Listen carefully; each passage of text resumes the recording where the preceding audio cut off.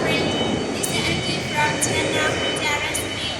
Today, I'm very glad to stand here to introduce you our display unit here. First, let's begin. Our 50 tons per day rice mill. You can see here. This is our from this three cleaner, disposer, rice handler, rice separator, rice mill.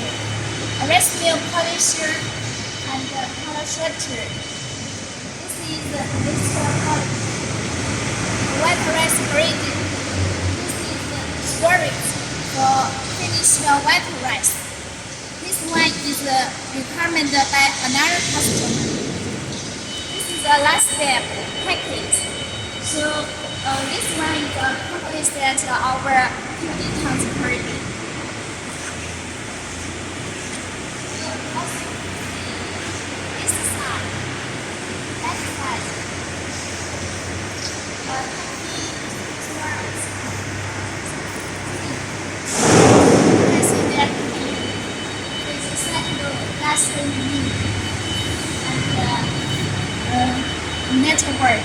Network.